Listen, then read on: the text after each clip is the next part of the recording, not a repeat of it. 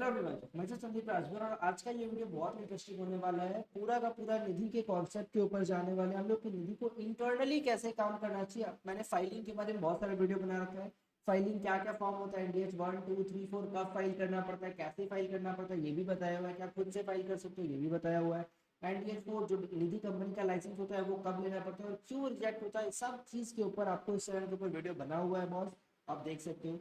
I hope आपके पास एक निधि company होगी, आप ये वीडियो देखें तो डेफिनेटली आई थिंक आपके पास एक निधि कंपनी है।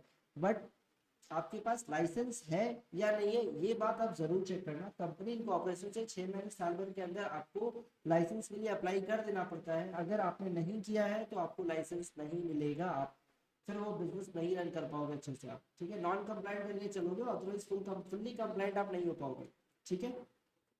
एक ऑप्शन आता है कंपाउंडिंग वगैरह का, बट आई डोंट थिंक आप उसमें जाना पसंद करोगे, ठीक है। खैर जो भी मैटर है, अभी अपने 1 बाय 1 करके निधि के इंटरनल कंप्लायंसेस के ऊपर में जा रहा है। जो चीज कैसे मतलब उसके अंदर कैसे कंप्लायंसेस होते हैं, कितना रेट ऑफ इंटरेस्ट आप दे सकते हो, क्या डिपॉजिट ले सकते हो, कितना मैक्सिमम आप डिपॉजिट रख सकते हो, ये सब चीज के बारे में हम जानने वाले हैं, ठीक है। सो ये वीडियो देख लोगे तो तुम्हारा एकदम क्लियर हो जाएगा कि भाई मेरे को निधि कंपनी चलानी कैसे है। What I think, what according to the जो डेटा मेरे को मिलता है, लोगों से इंफॉर्मेशन मिलता है, मेरे को जो लगता है 95% से ज्यादा निधि कंपनी जो है ना नॉन कंप्लाइंट कंपनी है। 95% लोग कंपनी फॉर्म करते हैं, उनको आइडिया नहीं होता है कि क्या करना है क्या नहीं करना है, बस वो अंधा तुम चला रहे कि हाँ चल तो रहा है, बस पैसा आ रहा है चल रहा है। ना रिपोर्टिंग, ना रेगुलेशन, ना कुछ कंप्लायंस, ना कोई फाइलिंग, कुछ भी नहीं होता है। आप अगर अपने निधि कंपनी को लाइट लेके चलोगे बॉस, एक बात क्या दिखेगा, जिस दिन पेनल्टी लगेगी सीधा 10-15 लाख की पेनल्टी लगेगी, जितना आपने कमाया है उसका डबल आप भर दोगे और आपके हाथ में मिलेगा 0 रुपये, ठीक है। तो आइए फटाफट अपने वीडियो के अंदर चलते हैं। देखो, निधि कंपनी के लाने के पीछे का कॉन्सेप्ट पहले ही बताया हुआ था, एक बार शॉर्ट में बताता हूँ। 1956 एक्ट के अंदर भी था ये चीज। इसका पर्पस था कि स्मॉल ग्रुप ऑफ पीपल में, छोटे छोटे ग्रुपों में लोग को सेविंग का भावनाओं को बढ़ाया जाए, कि लोग सेव करना पसंद करना स्टार्ट करें, कि भाई पैसा बचा रहे हैं सेविंग के ऊपर, समझ लो ना, लोग पैसा बचाना स्टार्ट करें, सेव को प्रमोट किया जाए। अभी ये चीज कंपनी के 2013 के अंदर भी लाया गया, तब लोगों को ये प्रमोट करने के लिए चलो अभी भी ये बिजनेस ये कंटिन्यू रहेगा, आप बिजनेस कर सकते हो, बिकॉज पुराना वाला भी था अभी वाला भी। एट प्रेजेंट क्या हो रहा है, आप बिजनेस अगर निधि का ओपन करने जाओगे तो डायरेक्ट आप निधि का लिमिटेड करके और कंपनी नहीं खोल पाओगे, बिकॉज बहुत फ्रॉडलेंट काम हो रहा था। तो अभी क्या है, आपको जस्ट नॉर्मल एंसरी ऑब्जेक्टिव करके आपको कंपनी फॉर्म करना पड़ता है। कंपनी फॉर्म करने के बाद आपको उसको फिर निधि का लाइसेंस के लिए जाना पड़ेगा। निधि कंपनी जब आप ओपन करोगे तो एक बात तो क्लियर है, आपके ऊपर रिजर्व बैंक ऑफ इंडिया की कोई भी गाइडलाइन एप्लीकेबल नहीं होती, बिकॉज आरबीआई ने खुद ही एग्जाम करके रखा है आपको, ठीक है।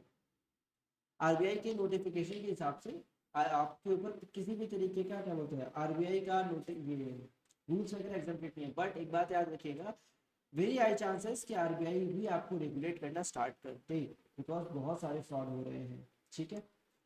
पहला जो कंडीशन मेरे को आपको बताना है, first number point, that is आपका जिस दिन निधि कंपनी बनता है उसके कितने दिनों के अंदर, सर 1 साल के अंदर, कंपनी बनने से 1 ईयर के अंदर आपको कम से कम 200 मेंबर्स आपके पास होने चाहिए।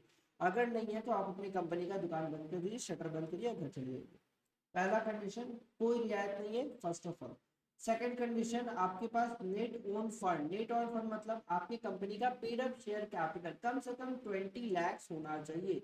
अगर सर 20 लाख नहीं है तो आपके पास रिजर्व एंड सरप्लस में बाकी का रिजर्व पैसा होना चाहिए, मतलब आपके पास पेड अप शेयर कैपिटल, आपका पैसा उस कंपनी में, सिंपल भाषा में आपका पैसा कम से कम 20 लाख रुपया लगा होना चाहिए, ठीक है। अगर 20 लाख से कम पैसा लगा हुआ है, नेट ऑन फंड है, तो भी रियायत नहीं है, आपके पास ऑप्शन नहीं है, आपको कम से कम 20 लाख विद इन 1 ईयर आपको करना पड़ेगा। ये दोनों जैसे ही आप कर लेते हो, इसके बाद आप एलिजिबल होते हो अपनी निधि कंपनी के लाइसेंस के लिए, दैट इज NDH 4 के लिए, first of all, first credit. इसके साथ साथ आपको ड्यूरिंग फाइनेंसर आपको बाकी सारे फाइलिंग्स करने पड़ते हैं। नेक्स्ट, डिपॉजिट्स के बारे में मैं बता रहा हूँ, डिपॉजिट्स, DEPOSITS, डिपॉजिट्स। आओ, निधि कंपनी डिपॉजिट ले सकती है क्या? बिल्कुल ले सकती है sir, definitely. Nidhi company like a small bank, छोटा सा प्यारा सा बैंक की तरह होता है, एकदम काइंड ऑफ बैंक ही है, not a full fledged bank but एकदम छोटू सा बैंक।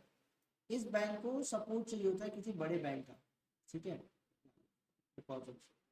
अब ये कौन कौन टाइप के डिपॉजिट ले सकते हैं? फर्स्ट आता है फिक्स डिपॉजिट, ले सकते हैं क्या? बिल्कुल ले सकते हैं फिक्स डिपॉजिट। रेकरिंग डिपॉजिट भी ले सकते हैं ये, ठीक है।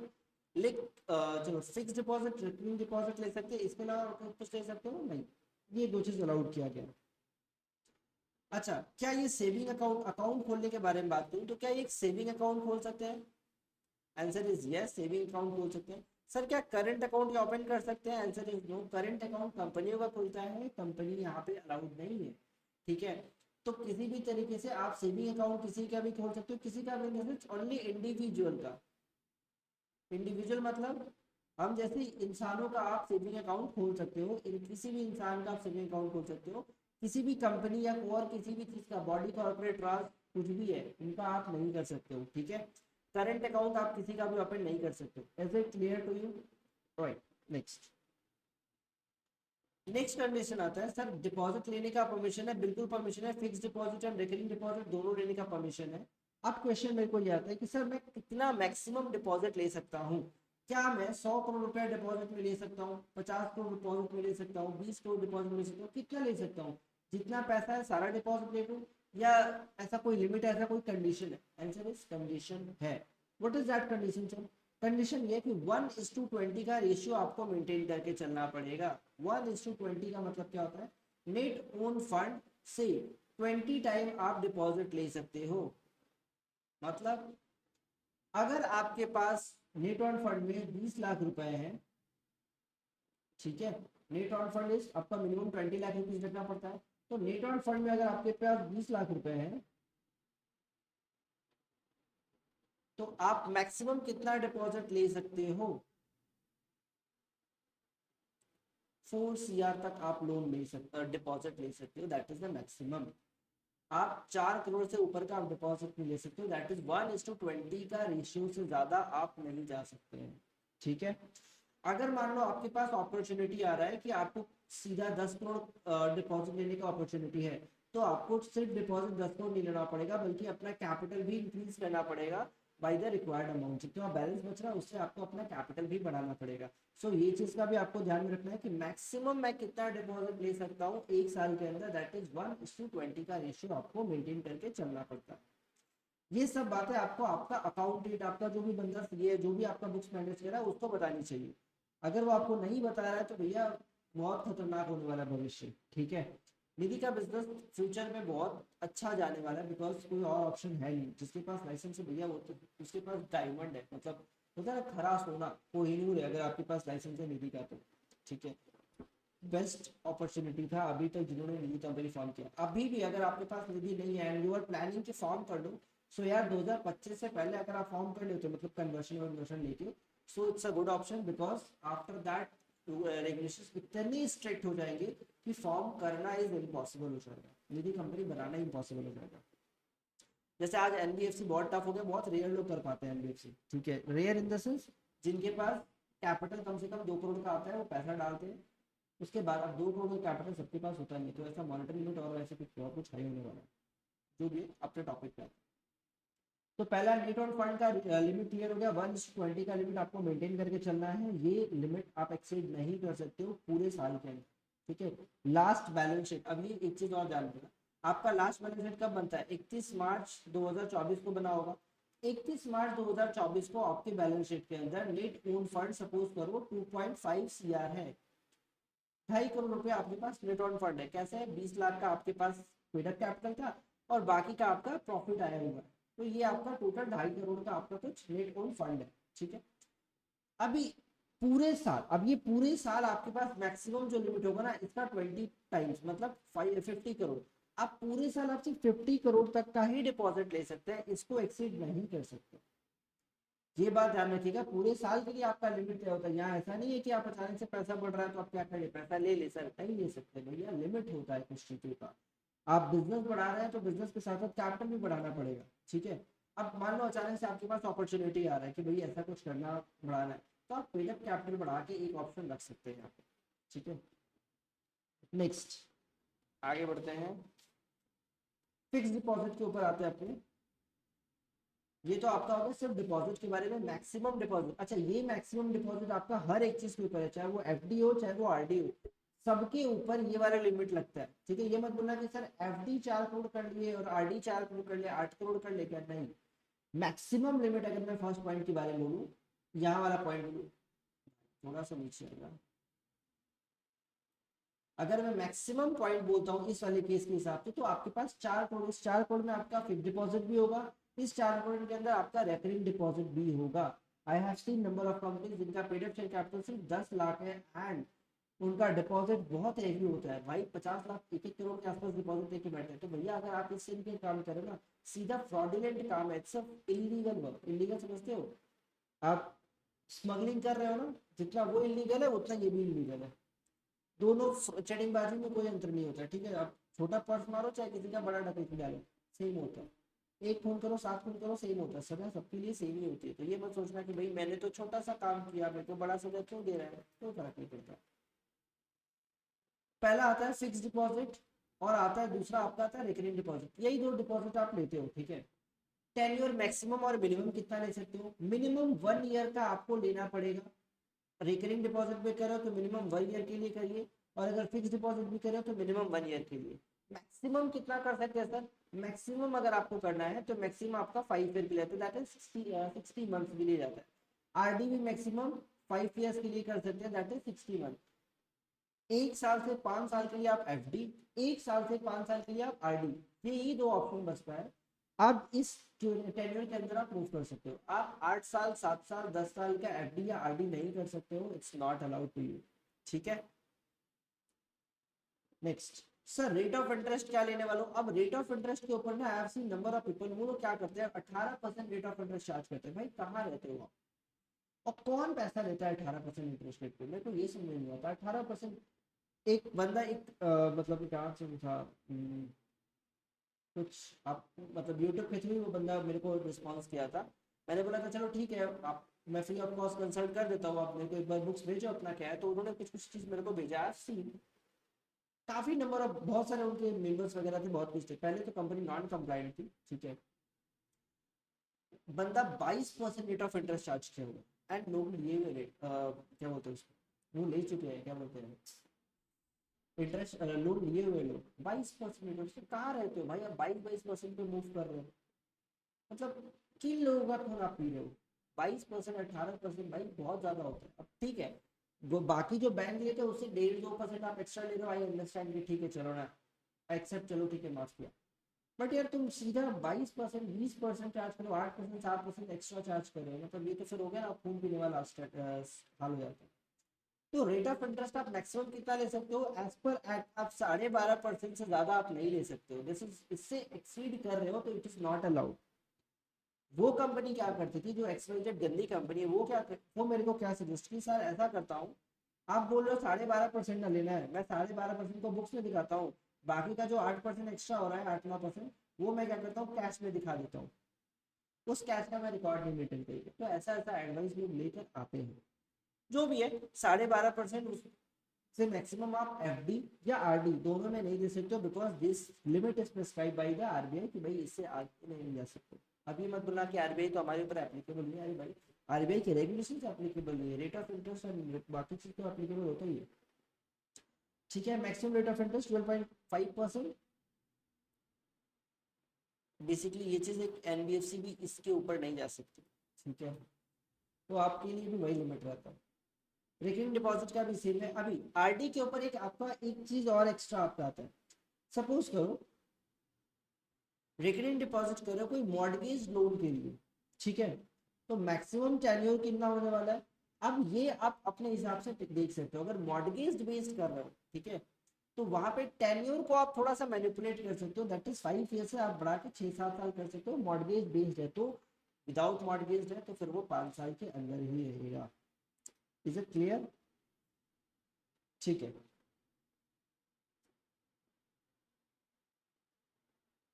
नेक्स्ट नेक्स्ट जो खोलता है एक निधि कंपनी, वो होता है सेविंग अकाउंट। अभी आप देखो, इसको देखने के बाद आपको पता चलेगा आई थिंक कि आपकी कंपनी कितनी ज्यादा नॉन कंप्लायंट है। शायद अगर आप इस वीडियो को अच्छे से देख रहे हो तो शायद आपको पता चले कि कितना बुरा हाल आप करके बैठे हो अपनी कंपनी का, और किस लेवल का नॉन कंप्लायंस करके बैठे हो। और उसके बाद भी आप बोलोगे कि सर हमको लाइसेंस नहीं मिलेगा। मैं बोला ना 95% कंपनी ऐसी है जो नॉन कंप्लायंट है, वो कंप्लायंस करती ही नहीं है कभी। और करती भी है तो ये सब चीज़ तुमको पता ही नहीं होता है, डायरेक्टर को तो कुछ पता ही नहीं होता कि भाई ये सब चीज़ भी होता है। ठीक है, खैर जो भी है।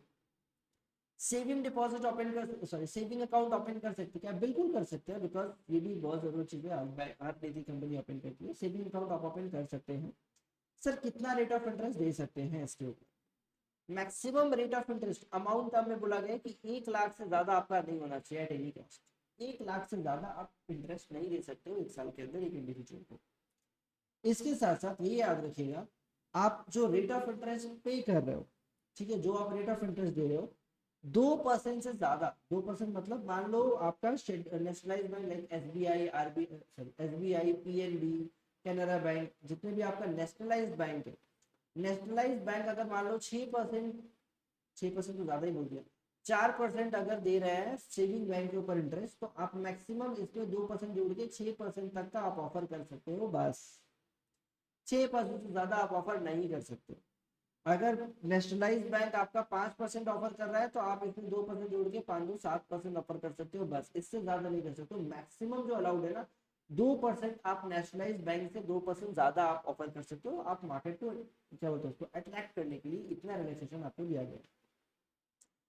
नेक्स्ट, ये सब चीज आई डोंट थिंक सबको पता होगा जो लोग वीडियो देख रहे हैं। पहली बार आंख अगर खुल रही है इसे वीडियो देख के तो प्लीज लाइक करिए, कमेंट करके बताइए कि आप लोग क्या गड़बड़ करके रखे हो, ठीक है। या फिर अगर आप किसी कंपनी का आप खुद प्रोफेशनल तो आप बताओ कि इसमें और क्या आपको जानना था, सो दैट मैं और कंटेंट मतलब क्या बोलते उसको कंटेंट को और बढ़िया कर पाऊंगा आपके लिए, ठीक है। एट प्रेजेंट मैं 3:30 बजे सुबह वीडियो बना रहा हूँ आपके लिए, थोड़ा सा दस के एकदम बढ़िया से सेटअप वेटअप सब ऑन करके मेरे को 3:30 बज गए। फिर तो कम सब कुछ कंप्लीट करते करते ऑन एंड 4-4:30 बज जाएगा, मैं 4 बजे सोऊंगा और 10-11 बजे से पहले मैं नहीं उठने वाला, ठीक है। मैं सुबह सो के उठता हूँ, मान के चलो 3-4 मिस कॉल पड़ा रहता है फोन पे, कोई ना कोई फोन क्या रहेगा, आई नॉट रिस्पॉन्ड। 11 बजे के बाद ही अपना दिन होता है। अब नेक्स्ट आता है सर फूड क्लोजर, क्या हम लोग पहले अकाउंट क्लोज कर सकते हैं किसी का? मान लो मैंने एफडी लिया किसी से कि भैया 50,000 का 5 लाख का एफडी किया, ठीक है, 5 लाख का एफडी लिया और टेन्यूर कितना था, 2 साल के लिए था, ओके। मैंने जिससे एफडी लिया है वो बंदा मेरे पास आता है, बोलता है सुनिए ना मेरे को ये अकाउंट क्लोज करना है, मेरे को एफडी आप क्या रखना ही नहीं है, ठीक है। एक्ट के हिसाब से क्या बोलता है, अगर 1 साल से पहले आपका अकाउंट क्लोज करना चाहता है, ठीक है, पहली बात तो एक चीज ध्यान रखिएगा, आपका लॉक इन पीरियड होता है यहाँ पे। लॉक इन पीरियड कितने महीने का होता है? 3 मंथ का लॉक इन पीरियड होता है। 3 मंथ का लॉक इन पीरियड मतलब जिस दिन एफडी या आरडी हुआ है उसके 3 महीने तक सामने वाला बंदा पैसा नहीं निकाल सकता है अपने अकाउंट से। वो चाह के भी नहीं निकाल सकते, आप पैसा नहीं दोगे, पैसा भले उसका है उसको चाहिए लेकिन हम नहीं देंगे, सिंपल सी बात, because that is the lock in period of 3 month, पहला कंडीशन। दूसरा, अगर 3 महीने के बाद वो बोलता है, 3 महीना कंप्लीट हुआ, बोलता है कि भैया अब मेरा मेरा पैसा मेरे को वापस करो, ठीक है, तो वो 6 महीने तक का इंटरेस्ट नहीं पाएगा, कुछ भी नहीं पाएगा। मतलब 3 महीने, 3 महीने इन द सेंस 3 महीने के बाद वो आता है बोलता है कि मेरा पैसा वापस करो, आप सिर्फ प्रिंसिपल अमाउंट वापस करोगे, इंटरेस्ट आप 0 रुपया दोगे। इंटरेस्ट आपको 1 रुपया भी नहीं देना होगा, बिकॉज अलाउड नहीं, आप देना ही नहीं है, ठीक है। अगर मान लो वो 6 महीने बाद आया, जिस दिन उसने डिपॉजिट किया था उसके 6 महीने बाद आता है, बोलते हैं मेरा पैसा वापस कर दो, आपको इंटरेस्ट कुछ भी नहीं देना है, क्योंकि अप टू 6 मंथ तक 0% इंटरेस्ट दोगे। अगर वो बंदा मान लो 11 महीने बाद वापस आ जाता है, ठीक है, बोलता है कि आप मेरा अकाउंट क्लोज कर दीजिए, 11 महीने बाद वापस आपको बोला मेरा अकाउंट क्लोज कर दीजिए, तो आपको 6 महीने का कुछ भी नहीं देना है। बचा कितना? तो 5 महीना बचा ना, सिर्फ इसी का इंटरेस्ट जाएगा आपका। आप सिर्फ 5 महीने का इंटरेस्ट दोगे बस, पैसा आपके पास आए 11 महीने का, लेकिन आप इंटरेस्ट कितना दोगे? सिर्फ 5 महीने का। आप 6 महीने का इंटरेस्ट 0 कर दोगे। क्लियर है? नेक्स्ट, अगर मान लो एफडी या आरडी जो भी किया गया है 4 साल के लिए किया गया है, ठीक है, अब 2 साल के बाद वापस आता है, ठीक है, 2 साल के बाद वापस आता है, बोलता है 4 साल तो अब नहीं चला पाएंगे, 2 साल बाद मेरा पैसा वापस कर दीजिए, मेरे को नहीं रखना है, अकाउंट बंद करना है। आप बंद कर सकते हैं, कोई प्रॉब्लम नहीं है, but subject to the limitation of what, यहाँ पे आपको ध्यान रखना होगा कि जब आप फुल क्लोजर करो ना, जल्दी बंद करो ना, तो 2% आप रेट ऑफ इंटरेस्ट कम कर सकते हो। अगर आप 6% उसको रेट ऑफ इंटरेस्ट दे रहे थे तो अभी आप उसको 4% पे सेटल करके हटा दोगे, 4% से ऊपर जाने का जरूरत नहीं है। तो यहाँ पे देखो बेनिफिट के बारे में बताया, तो आपकी बेनिफिट के बारे में बताया और सामने वाले के बेनिफिट के बारे में बताया। अगर आप खुद आपकी निजी कंपनी है, ठीक है, तो आप खुद सोचो मैक्सिमम आप कितना ले सकते हो। तो गवर्नमेंट ने आपके बारे में भी ध्यान दिया है।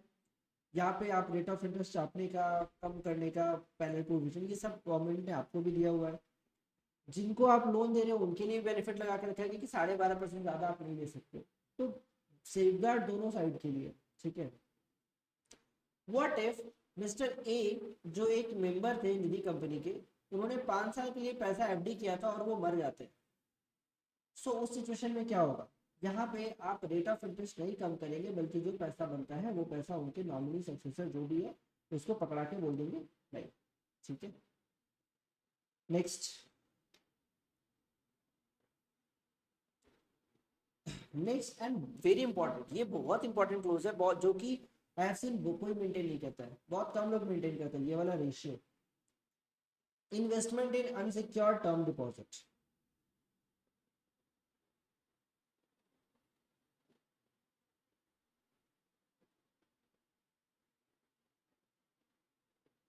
इन्वेस्टमेंट इन अनसिक्योर्ड टर्म डिपॉजिट, कोई भी निधि कंपनी होगी, उस निधि कंपनी को किसी ना किसी शेड्यूल कॉमर्शियल बैंक, किसके साथ सर, शेड्यूल कॉमर्शियल बैंक के साथ कनेक्ट अपना अकाउंट ओपन करना होगा, ठीक है।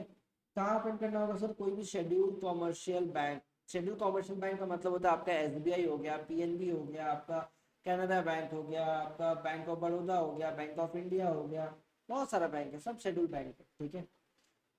आप गूगल करोगे ना शेड्यूल बैंक, सारा मतलब क्या नाम है, सेंट्रलाइज बैंक आ जाएगा। शेड्यूल कॉमर्शियल बैंक, अगर मान लो शेड्यूल कॉमर्शियल बैंक आपके यहाँ नहीं मिले तो पोस्ट ऑफिस में खोल लो ना, आप पोस्ट ऑफिस का भी ऑप्शन ले सकते हो। तो पहला ऑप्शन देता है आपको शेड्यूल कॉमर्शियल बैंक, दूसरा देता है post office. At any cost किसी कोऑपरेटिव में आप अपना अकाउंट नहीं रख सकते हैं, इस बात का बहुत अच्छे से ध्यान रखिएगा। कोऑपरेटिव सोसाइटी या फिर रीजनल रूरल बैंक, ग्रामीण बैंक होता है ना, ग्रामीण बैंक, रीजनल रूरल बैंक बोलते हैं उसको। किसी भी ग्रामीण बैंक में, रीजनल रूरल बैंक में या कोऑपरेटिव सोसाइटी में, कोऑपरेटिव बैंक में आप अकाउंट खोल नहीं सकते। अकाउंट खोल नहीं सकते मतलब आप अपना पैसा वहां नहीं रख सकते। Is it clear? अभी इस बात का ध्यान रखिएगा, जो भी आप यहाँ पे कितना, मतलब ये जो शेड्यूल कॉमर्शियल बैंक है, यहाँ पे आप कितना पैसा रखेंगे, एज पर एक्ट कितना रखना जरूरी है। 10% of total deposit, 10% of total deposit. पहला कंडीशन क्या था, आपके पास नेट ऑन फंड अगर 100 रुपया है तो इसका 20 टाइम्स मतलब 2000 रुपया तक आप डिपॉजिट ले सकते हो, ठीक है। सपोज करो आपने 2000 रुपया डिपॉजिट ले लिया, तो इस 2000 का कम से कम 10% मतलब 200 रुपया, कम से कम सब कितना, 200 रुपया आपको इस बैंक में रखना पड़ेगा। ये बात आई समझ में? अब ये जो चीज है, at the end of the last working day and the second proceeding, last working days के अंदर आपका हर रोज आपका बुक सेटल होना चाहिए। हर रोज आपको चेक करना पड़ेगा कि मेरा बुक्स में कितना आ रहा है, यहाँ पे कितना है और यहाँ पे कितना है, क्या मेरा रोज का ट्रांजेक्शन मैच कर रहा है जितना। अब मान लो आज आपने डिपॉजिट उठाया, ठीक है, आज आपने आपका रोज कितना, आज बैंक खुला, आपका बैंक खुला और आपने आप देखा था कि आपके पास 2000 रुपया तक का डिपॉजिट लेने का परमिशन था, ऑलरेडी 1000 रुपया डिपॉजिट में था और आपने 100 रुपया अपना बैंक में रखा हुआ है पैसा। 1000 की जगह आज 100 रुपया और आ गया, 1100 रुपया का, 100 रुपया का और डिपॉजिट आ गया। तो अब इस 1100 का 10% मतलब आपको 10 रुपया और बैंक में डिपॉजिट करना पड़ेगा। आज ही शाम तक आपको 10 रुपया जाके बैंक में डिपॉजिट करवाना पड़ेगा।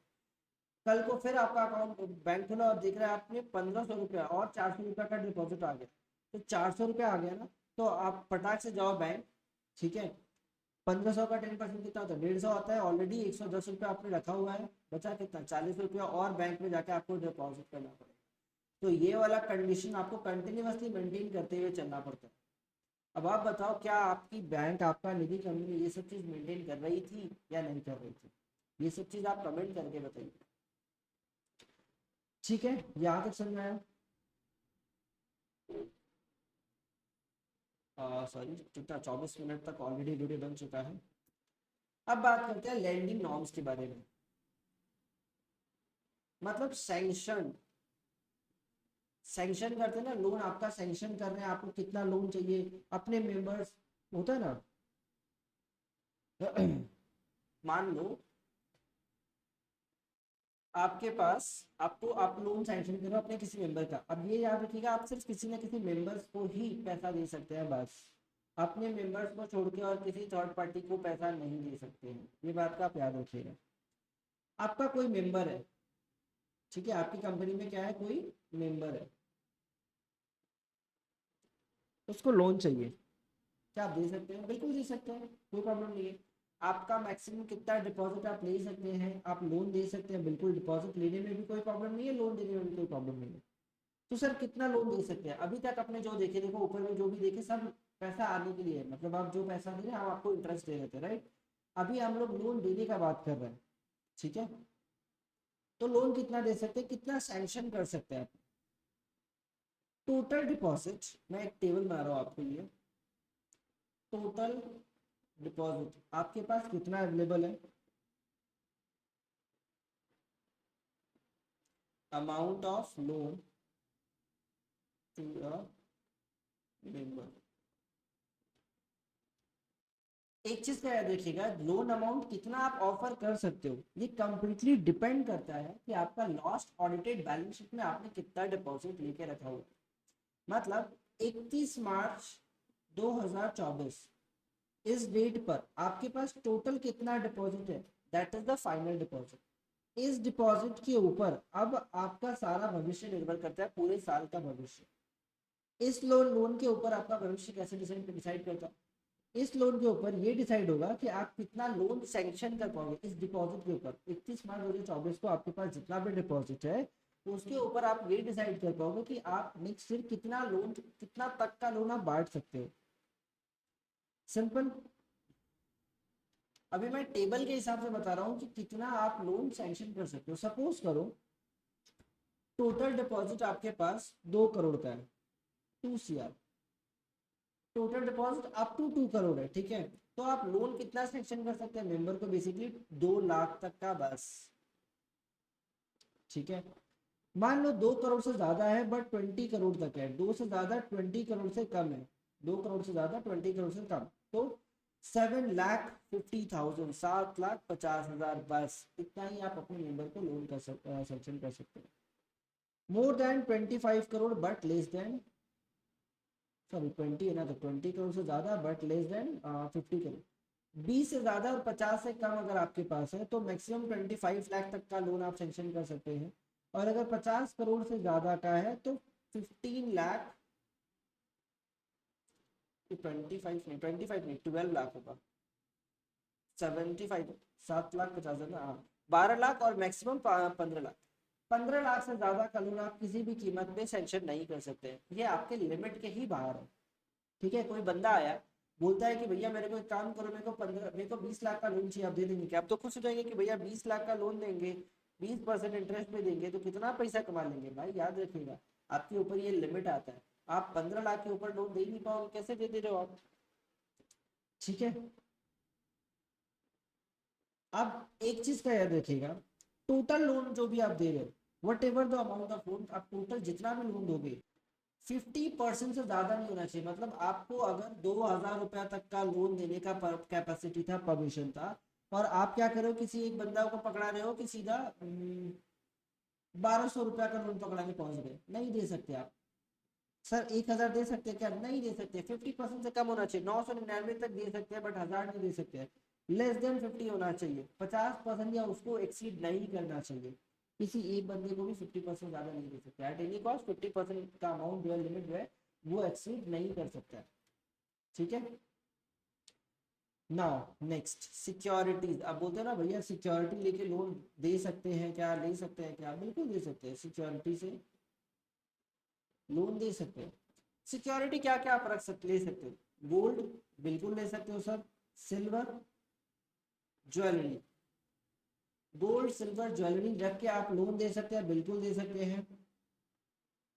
लेकिन रीपेमेंट पीरियड 1 ईयर से ज्यादा नहीं होना चाहिए।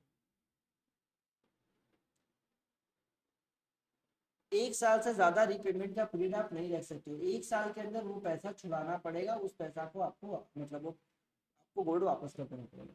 अब यहाँ पे प्रॉब्लम क्या आता है ना, प्रैक्टिकल प्रॉब्लम बताओ ना, तो मान लो मेरे पास एक बंदा आता है और अचानक से बोलता है कि भैया एक काम करो ना, ये पकड़ो मेरा पैसा और आप मेरे को लोन दे दो, ये गोल्ड पकड़ो मेरे को लोन दे दो। मैंने उसको लोन दे दिया, 1 साल हो गया, उसका स्थिति सुधरा नहीं, वो बेचारा पैसा छुड़ा नहीं पा रहा। What will I do? मैं उसको भेज दूं? मेरे पास एक ऑप्शन है, मैं उसको बोलूंगा एक काम कर, तू आ, तू ये चेन पकड़, ठीक है, और मैं मान लिया तेरा बुक्स क्लियर हो गया, मैं फ्रेश तेरे नाम पे लोन इशू कर रहा हूँ। आप ये कर सकते हो, बट 1 साल से ज्यादा का आप लोन नहीं दे, मतलब क्या बोलते हैं, secured loan, gold silver jewellery के ऊपर नहीं दे सकते, उससे ज्यादा नहीं कर सकते। ठीक है सर, कोई प्रॉपर्टी, इमूवेबल प्रॉपर्टी रख सकते हैं क्या? क्या कोई इमूवेबल प्रॉपर्टी रख के, गिरवी रख के पैसा दे सकते हैं क्या? बिल्कुल दे सकते हैं, कोई प्रॉब्लम नहीं है, लेकिन यहाँ पे कंडीशन टेन्योर का नहीं आता। ऐसे टेन्योर 7 साल के लिए, 7 साल बहुत होता है, ठीक है, मैक्सिमम टेन्योर बोल देता हूँ। टेन्योर मैक्सिमम कितना के लिए जाना चाहिए? 7 साल। 1 साल का समस्या नहीं, 7 साल का समस्या है, 7 साल तक आप दे सकते हो मैक्सिमम। बट प्रॉपर्टी का वैल्यू अगर 1 करोड़ है तो मैक्सिमम लोन आप उसको सिर्फ 50 लाख का ही दे पाओगे। अब यहाँ पे देखो, बैंक को ना 75% लोन देने का अलाउड होता है, लेकिन निधि कंपनी को ओनली 50% लोन देने का अलाउड है। आप बैंक में जाके अपने नाम पे एफडी करिए, ठीक है, 50 लाख का, और बोलिए मेरे को क्रेडिट कार्ड इशू कर दीजिए, ठीक है। आप 50 लाख का करोगे ना, 50 लाख का सिर्फ 75% आपको क्रेडिट कार्ड देगा, या फिर अगर आप लोन दोगे ना 50 लाख रुपए कैश, एफडी है, श्योर शॉर्ट रिकवर हो जाएगा। तो 50 लाख का भी आपको सिर्फ 75% ही दिया जाएगा लोन, ठीक है। वैसे ही आपको भी अपनी निधि कंपनी के ऊपर जितना का आप इमूवेबल प्रॉपर्टी गिरवी रख रहे हो, उसका सिर्फ 50% ही आप कैश कर सकते हो। आप प्रॉपर्टी गिरवी रख रहे हो तो उसका प्रॉपर डॉक्यूमेंटेशन होना चाहिए।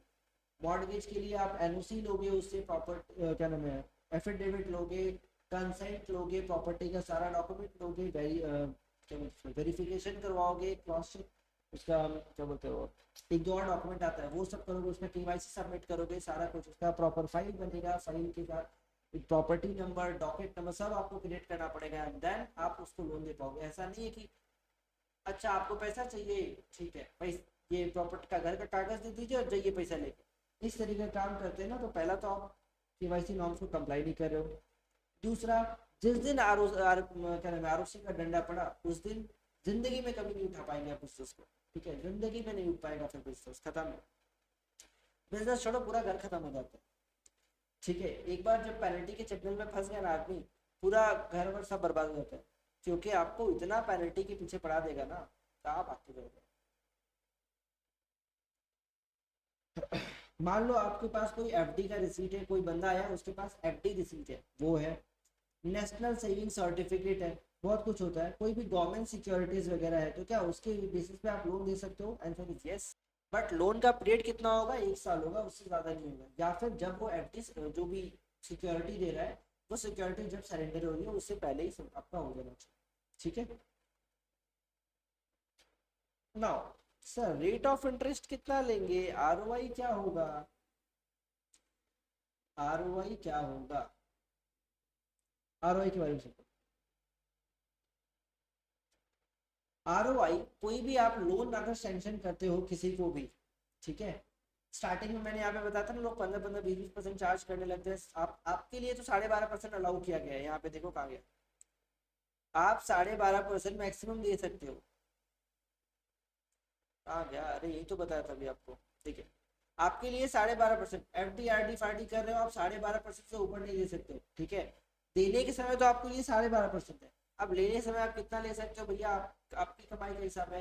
या मैंने बताया था ना, एक कुछ ऐसी कंपनियां जो कितना चार्ज कर लेती है, 20-20% चार्ज करती है, भैया हम 20% लेंगे, 22% चार्ज कर रहा है वो बंदा, तो 20-22% चार्ज कर रहे हैं, और आप कितना दे रहे हो? 12.5, ले कितना रहे हो? 22, ये क्या बात हुआ? तो 12, 12.5 भी नहीं देता है, लोग 8-7-10% से ऊपर देता ही नहीं है, 7-8% ही देता है नॉर्मली, ठीक है, मैक्सिमम 12.5% अलाउड किया हुआ है।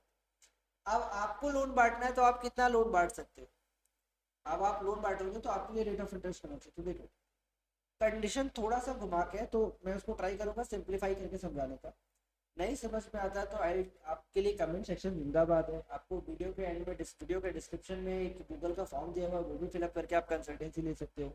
आपको फाइलिंग में प्रॉब्लम हो रहा है तो उसके लिए भी पूछ सकते हो, आपका जो भी छोटा मोटा प्रॉब्लम तो हमारे तरफ से ऐसे कंसल्ट कर लेते हैं। बट अगर कुछ टफ प्रॉब्लम है, कुछ ऐसा है कि भैया बहुत मुश्किल है, वो प्रॉब्लम आपका बड़ा है, तो आई चार्ज समथिंग, जो भी अपना कंसल्टेंसी फी तब मैं चार्ज करता हूँ। वैसे भी फर्स्ट का मैं फ्री रखता हूँ। Rate of interest on loan sanction, आप जो भी रेट ऑफ इंटरेस्ट चार्ज करोगे लोन सैंक्शन हुआ है वो 7.5%, कितना बोला मैंने, 7.5%। अब ये देख के कुछ लोग को तो शॉक लगा होगा, 7.5% बस, भाई पूरा 7.5%, ठीक है। एंड 7.5% तो आपका ये है, प्लस हाईएस्ट जो आप डिपॉजिट पे दे रहे हो, हाईएस्ट डिपॉजिट पे क्या दे रहे हो, देखो मान के चलो आप एफडी करके रखे हो, ठीक है, एफडी पे कितना दे रहे हो, 7.40% आप दे रहे हो, ठीक है। एफडी के ऊपर 7.4% ऑफ एफडी पे रेट ऑफ इंटरेस्ट आप दे रहे हो, ठीक है। कोई और कंपनी है वो 6% दे रही है, कोई और कंपनी है वो 8% दे रही है। रिकरिंग डिपॉजिट, रिकरिंग डिपॉजिट पे कोई कंपनी 6% दे रही है, कोई मान लो ये 7.5% दे रहा है, ये मान लो 6.5% दे रहा है, ठीक है। चलो बढ़िया। सेविंग इंटरेस्ट के ऊपर, सेविंग के ऊपर मान लो सेविंग कमी देते हैं, 5% दे रहा है, ये 4.5% दे रहा है, ये 8.5% दे रहा है, ठीक है। तीनों में हाईएस्ट कौन सा है, इसका 7.40 है, इसका 7.50 है, इसका 8.50 है, ठीक है। हाईएस्ट क्या है, ये है। अभी ये हाईएस्ट हो गया, आपके पास मार्जिन कितना का है, आपको लोन देने के लिए मार्जिन कितना का दिया गया है, 7.50, 7.50, 7.50। मैक्सिमम मार्जिन आपके लिए कितना का है, 7.5% लोन देने का अलाउ किया गया है, राइट। अब कितना, अब आप कितना चार्ज कर सकते हो, अब आप कितना चार्ज कर सकते हो सामने वाले पे, मैक्सिमम रेट ऑफ इंटरेस्ट आप कितना चार्ज करोगे, इन दोनों को जोड़ दो, 714.9। अरे यार ये टैबलेट पे देखो नहीं ना तो गड़बड़ जाता है। 714 एक 15%, कितना हो गया इसका, 16%। मैक्सिमम आप लोन कितना चार्ज कर सकते हो, 14%, यहाँ पे 15%, यहाँ पे 16%, बस। इस तरीके से कैलकुलेट होता है कि मैक्सिमम लोन आप कितना दे पाओगे और मैक्सिमम आप डिपॉजिट पे कितना इंटरेस्ट दे सकते हो, this is how it calculate. So अब क्लियर है आपका, 7.5% और highest rate of interest plus दोनों को जोड़ देना है, एंड देन जो आपका आता है वो आता है मैक्सिमम आपके लिए अलाउड, इसके इसको एक्सीड नहीं कर सकते हैं आप, ठीक है। इस लिमिट को एक्सेप्ट नहीं कर सकते, तो भाई 14-15% बहुत होता है। 22% किस बात पे ले रहे हो आप, 20% किस बात पे ले रहे हो, ठीक है। 14%, अब ये तो फिर भी ज्यादा ही है। एफडी के ऊपर 7.5% मेरे को नहीं लगता चार्ज करने देता है, निधि कंपनी वाले लोग 6% पे निपटा लेते हैं, 6% दे रहे बहुत दे रहे हैं, 7% दे रहे बहुत दे रहे, 6 तो 6-7 तो बैंक देता है, उतना ही देते हैं। आरडी के ऊपर भी कमी देते हैं भाई, उतना ही देते हैं। सेविंग के ऊपर तो और कम मार देते हैं, 4.5-4.5% के आसपास देते हैं बस, और लेते समय बहुत ज्यादा ले लेते हैं। तो इस तरीके का काम नहीं होना चाहिए, नहीं होना चाहिए इन द सेंस आपको एक्ट तो कंप्लाई करना ही पड़ेगा। अगर आपने कल को मान लो आरओसी से कोई ऑफिसर आपको ऑफिस में पहुंचते और आपका बुक्स मांग लेता है, आप अगर बोल दिए बुक्स नहीं है तो 5 लाख का पेनल्टी पहले तो ईच डायरेक्टर के ऊपर लगेगा। 3 डायरेक्टर होता है तो 15 लाख, कंपनी के ऊपर 5 लाख, टोटल 20 लाख का पेनल्टी आपके ऊपर पहले लगा देगा, क्योंकि आपने बुक्स मेंटेन नहीं किया पहला चीज।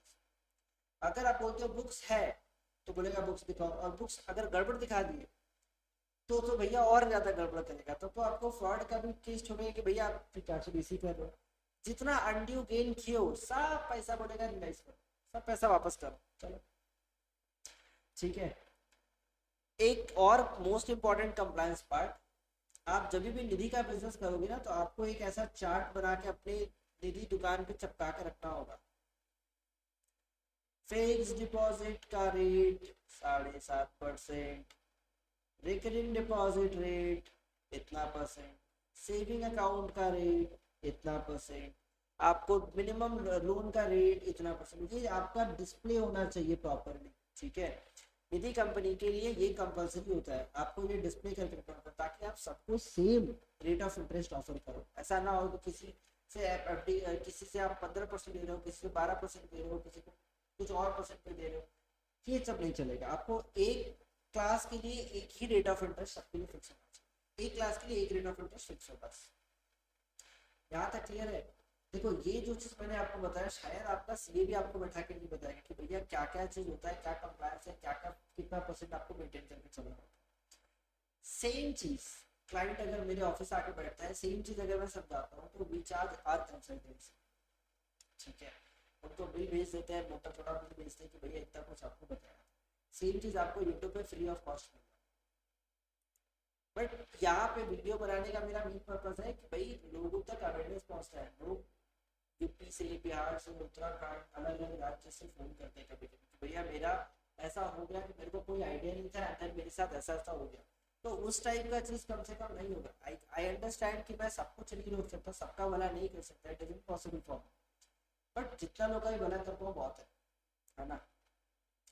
तो वैसे भी यूट्यूब पे कितना ही बहुत धीरे धीरे तो लोग सब्सक्राइब करते हैं, आधे के तो सब्सक्राइब करते नहीं। तो जो भी सब्सक्राइब करते हैं यार थैंक यू, सब्सक्राइब कर दिया करो, शेयर कर दिया करो, उससे अपना है, अपने को मोटिवेशन मिलता है। पैसा तो घंटा कुछ नहीं आता वैसा, ठीक है, बट वही मोटिवेशन रहता है कि आज चलो लोग देख रहे हैं, लोग को हेल्प हो रहा है। आप लोग का comment is the one of the key जिसकी वजह से मैं वीडियो बनाता हूँ। आपका कमेंट आता है कि भैया थैंक यू, ये वाला चीज समझ में आया, ये वाला चीज क्लियर हो गया, वो मेरे को मोटिवेशन, वही मेरा बूस्टर है, ठीक है। अदरवाइज आप मेरे यूट्यूब अर्निंग के बारे में देखोगे तो पागल हो जाओगे, कभी आया ही नहीं आज तक पैसा। खैर कोई दिक्कत नहीं, आइए आगे बढ़ते हैं। तो यहाँ तक आपका क्लियर रहा ना, कैसे कैसे करना होता है, क्या होता है, ये सब चीज छोटा छोटा चीज है। ये सारी चीज आपको फॉलो करने पड़ते हैं। अगर ये सारी चीज आप फॉलो नहीं कर रहे हो तो आपको आपके बुक्स के, आपको अपने बुक्स को उस तरीके से ही बना के रखना पड़ेगा कि आप सारा कुछ फॉलो कर रहे हो। अदरवाइज आप अगर बुक्स मैनिपुलेटेड रखते हो बस, जिस दिन पकड़े जाओगे उस दिन बहुत लंबा जाओगे। This is very clear cut. If you think कि कंप्लायंस बहुत एक्सपेंसिव है, ट्राई करिए नॉन कंप्लायंस। ऐसे बहुत सारी कंपनीज है जो नॉन कंप्लायंस करते हैं, देन हमारे पास आते हैं, बोलते हैं भैया हमको तो आइडिया नहीं था ऐसा कुछ करना था। 30,000 40,000 I have seen last year, इस साल नहीं, लास्ट ईयर, इस साल ऐसा कोई रिकॉर्ड नहीं है। कंपनी थी, उनका नॉन कंप्लायंस था, एनुअल फाइलिंग कुछ भी नहीं हुआ था, एक साल बाद फाइल किया, एक फॉर्म का 40,000 समथिंग पे किया, दो फॉर्म 80,000 रुपया, 400 रुपया का फॉर्म के लिए 80,000 रुपया उस बंदे ने पे किया। अब आप फाइल करते समय अपने को ही बुरा लगता है यार, यार सब कुछ उसका डन था, सिर्फ फॉर्म फाइल करने में उसने मतलब उसको डिले हो गया। अब डिले इन द सेंस एक साल बाद फाइल करा, 40 80,000 रुपया के आसपास फाइन किया। सो ऐसा होता है, बहुत लोग के साथ ऐसा होता है, ठीक है। जो भी है चैनल को सब्सक्राइब करिए, अवेयरनेस मिलता रहेगा, वीडियो को लाइक करिएगा प्लीज। और कोई भी डाउट है तो कमेंट करिए, आप हमसे कनेक्ट करना चाहें तो कनेक्ट कर सकते हैं, सारा डिटेल डिस्क्रिप्शन में दिया है, मेरा पर्सनल व्हाट्सअप नंबर भी डाला हुआ है, आप मेरे से डायरेक्ट कनेक्ट कर सकते हो, व्हाट्सअप कर सकते हो। प्लीज़ रात को कॉल मत करना, ये मत बोला कि मैं रात को तो वीडियो बनाते ही हूँ, रात को कॉल कर लूँगा, प्लीज़ ऐसा मत करिएगा, ठीक है। और अगर मैं अभी आपको मेरे एफर्ट के लिए मैं आपको टाइम दिखाऊँ ना, तो आप खुद ही लिखो डायरेक्ट टाइम, टाइम 4:02 हो रहे हैं, सुबह के 4 बज रहे हैं बस। सैटरडे 16 नवंबर 2024, सुबह के 4 बजे मैं वीडियो बना रहा हूँ आपको, और आप क्या करोगे, एक लाइक तक नहीं करोगे, क्या मतलब है, तो बहुत इंसाफ। चलो मिलते हैं नेक्स्ट वीडियो में, जय हिंद।